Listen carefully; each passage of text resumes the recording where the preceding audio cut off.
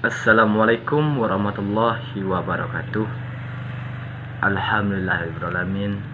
Assalatu wassalamu ala asrafil anbiya'i wal mursalin wa ala alihi wa sahbihi ajma'in. Amma ba'du. Puji syukur kehadiran Allah SWT yang mana kita telah diberi nikmat kesehatan jasmani maupun rohani dan diberi kesempatan untuk berkumpul di masjid yang mulia ini. Tak lupa pula kita sanjungkan kepada junjungan kita Nabi Allah Muhammad sallallahu alaihi wasallam. Baik, di sini saya akan membacakan atau menyampaikan judul kultum kita pada pagi hari ini, yaitu pengertian kitab-kitab Allah. Pengertian kitab Allah. Kitab Allah adalah bentuk masdar dari kataba, yang berarti menulis. Setelah jadi masdar berarti tulisan atau yang ditulis. Dan secara terminologis, kitab Allah berarti kitab suci yang diturunkan oleh Allah Subhanahu wa taala kepada para nabi dan rasulnya. Kitab-kitab Allah sebagai wahyu. Wahyu adalah kalam Allah SWT yang turunkan kepada Nabi dan Rasul. Wahyu turun kepada Nabi dan Rasulnya melalui 3 cara, yaitu 1.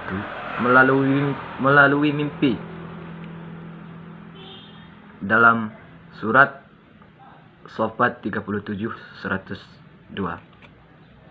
Maka terkala anak itu sampai pada umur sanggup, berusaha bersama-sama Ibrahim. Ibrahim berkata, "Hai anakku, sesungguhnya aku melihat dalam mimpi bahwa aku menjawab, 'Hai bapakku, kerjakanlah apa yang diperintahkan kepadamu. Insya Allah kamu akan mendapati termasuk orang-orang yang sabar.'" 2. Kalam ilahi dari balik takbir. Misal, perintah sholat yang diterima melalui peristiwa Isra Mi'raj, atau wahyu yang diterima Nabi Musa di Bukit Turnisa, surat Toha 9-13. Dan apakah telah sampai kepadamu kisah Musa ketika Musa melihat api, lalu dia berkata kepada keluarganya, "Tinggallah kamu di sini, sesungguhnya aku melihat api. Mudah-mudahan aku dapat membawa sedikit nyala api kepadamu, atau aku akan mendapat petunjuk di tempat api itu."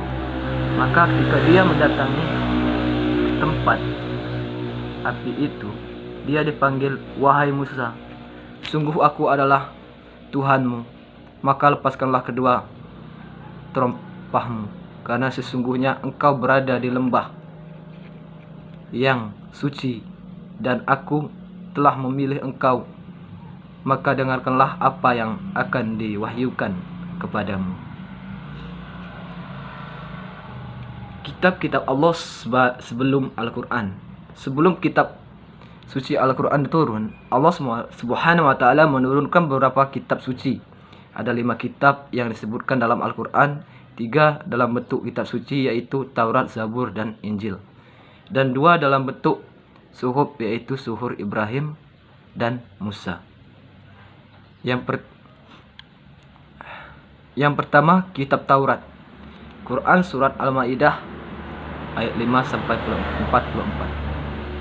Sesungguhnya kami telah menurunkan kitab Taurat, di dalamnya petunjuk dan cahaya yang menerangi, yang dengan kitab itu diputuskan mereka perkara orang-orang Yahudi oleh nabi-nabi yang menyerah diri kepada Allah, oleh orang-orang alim mereka di pendeta-pendeta mereka, disebabkan mereka diperintahkan memelihara kitab-kitab Allah yang mereka menjadi saksi terhadapnya.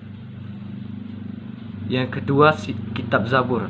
Quran surat Al-Isra ayat 17-55. Dari Tuhanmu lebih mengetahui siapa yang di langit dan di bumi. Dan sungguh kami telah memberikan kelebihan kepada sebagian nabi-nabi atas sebagian yang lain, dan kami berikan Zabur kepada Daud. Dan ketiga, kitab Injil Al-Hadid 57-27. Kemudian kami iringi di belakang mereka dengan rasul-rasul kami, dan kami iringi pula dengan Isa putra Maryam, dan kami berikan kepadanya Injil, dan kami jadikan dalam hati orang-orang yang mengikutinya rasa santun dan kasih sayang. Dan yang keempat yaitu Suhuf Wa'ala 87 dengan surat Inna haza lafi sahufi wala suhufi Ibrahim wa Musa.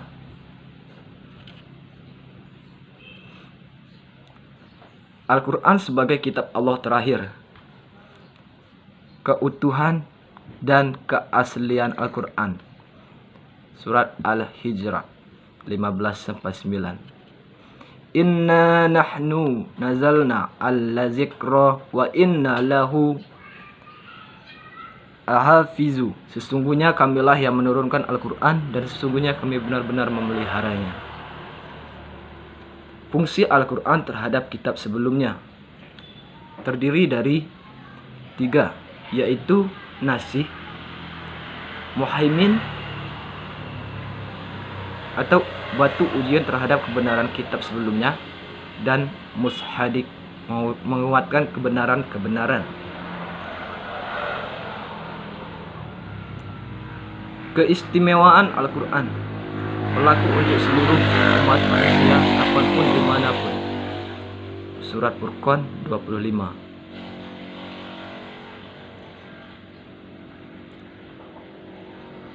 Maha suci Allah yang telah menurunkan Al-Furqan, Al-Quran kepada hambanya agar dia menjadi pemberi peringatan kepada seluruh alam. Dan surat Sabah 34-28. Dan kami tidak mengutus kamu melainkan kepada umat manusia seluruhnya sebagai pembawa berita gembira dan sebagai pemberi peringatan, tetapi kebanyakan manusia tiada mengetahui. Ajaran Islam mencakup seluruh aspek kehidupan. Al-An'am 6-38. Dan suratnya berbunyi, Wamma farrona fi al-kitabi min syai'in summa ila rabbihim yusyaruna. Tiadalah kami alfakan sesuatu dalam Alkitab, kemudian kepada Tuhanlah mereka himpunkan.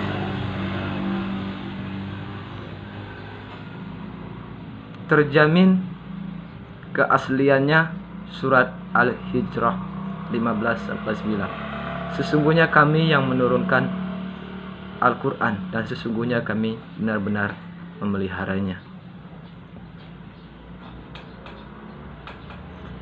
Mudah untuk dipahami Al-Qamar dengan ayat wala qad yasyarna al-Qur'ana lizikri fahal min muddakirin.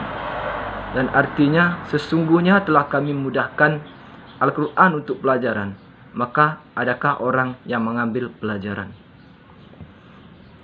Al-Quran sebagai mukjizat Nabi Muhammad SAW yang terdiri dari gaya bahasa Al-Quran mengagumkan, kandungan Al-Quran mengenai sejarah dan ramalan hidup, Al-Quran sebagai sumber pengetahuan, Al-Quran sebagai pedoman seluruh kehidupan, penerima wahyu Al-Quran, seorang nabi yang unik, misi Al-Quran terpelihara dari kepalsuan.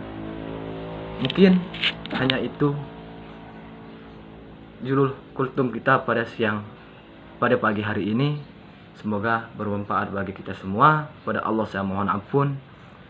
Wabillahi taufiq wal hidayah. Wassalamualaikum warahmatullahi wabarakatuh.